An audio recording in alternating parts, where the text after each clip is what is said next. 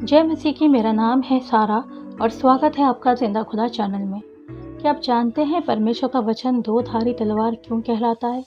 इब्रानियों 4:12 में वचन कहता है, क्योंकि परमेश्वर का वचन जीवित और प्रबल और हर एक दो धारी तलवार से भी बहुत चोखा है और प्राण और आत्मा को और गांठ गांठ और गुदे गुदे को अलग अलग करके आर पार छेदता है और मन की भावनाओं और विचारों को जांचता है।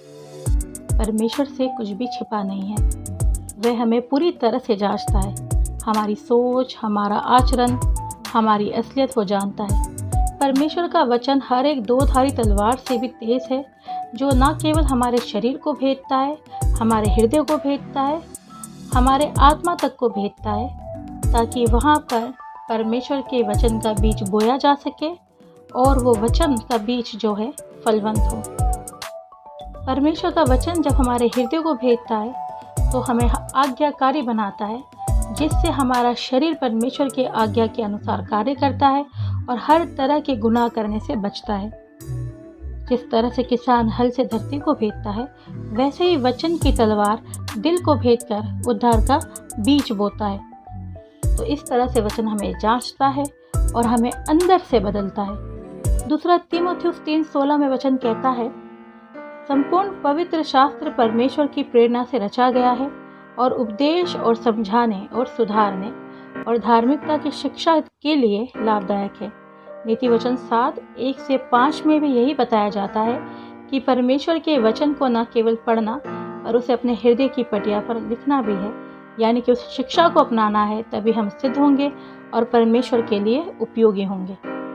अब आप सोच रहे होंगे, क्या परमेश्वर के कार्य करने के लिए उत्सुक होना या उपयोगी होना ज़रूरी है? ये तो पास्टर या शिक्षक का काम है।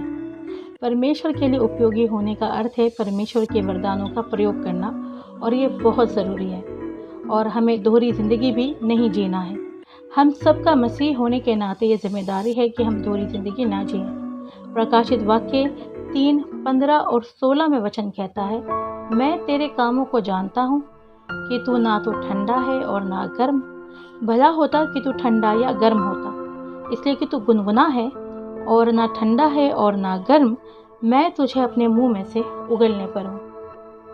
अगर हम गर्मजोशी और उत्सुकता के साथ परमेश्वर के वचन पर चलते हैं तो हम गर्म हैं, और अगर वचन नहीं जानते तो ठंडा है। और हो सकता है कि वचन जब हम तक पहुँचेगा और हृदय को भेदेगा तो हम गर्म हो जाएं।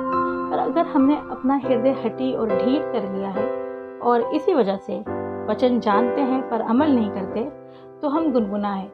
हम चढ़ जाते हैं, हम बाइबल पढ़ते हैं, लेकिन अभी भी हमने सच्चे मन से वचन को ग्रहण नहीं किया। अभी भी हम व्यभिचारी हैं, पियक्कड़ हैं, निंदा करते हैं, पुरानी ज़िंदगी छोड़ नहीं पा रहे क्योंकि वचन को हल्के में लेते हैं। तो परमेश्वर कहता है कि तू गुनगुना है और बेस्वाद है, उपयोगी नहीं है, और मैं तुझे अपने मुंह में से उगलने पर हूँ। एजिकल 36, 26 और 27 में वचन कहता है, मैं तुमको नया मन दूंगा, तुम्हारे भीतर नई आत्मा उत्पन्न करूंगा और तुम्हारे देह में से पत्थर का हृदय निकालकर तुमको मांस का हृदय दूंगा। मैं अपना आत्मा तुम्हारे भीतर देकर ऐसा करूंगा कि तुम मेरी विधियों पर चलोगे और मेरे नियमों को मानकर उनके अनुसार करोगे। परमेश्वर के सम्मुख अपना पूरा आत्मसमर्पण करे और उसका वचन ग्रहण करे। परमेश्वर आपको नया आज्ञाकारी हृदय देगा और पवित्र आत्मा का वरदान देगा। परमेश्वर का वचन दो धारी तलवार है और उसे हल्के में ना लें।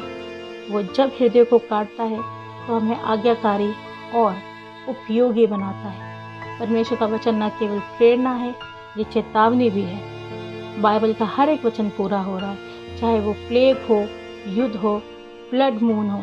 हर तरह के चिन्ह बताते हैं कि यीशु का दूसरा आगमन बहुत निकट है।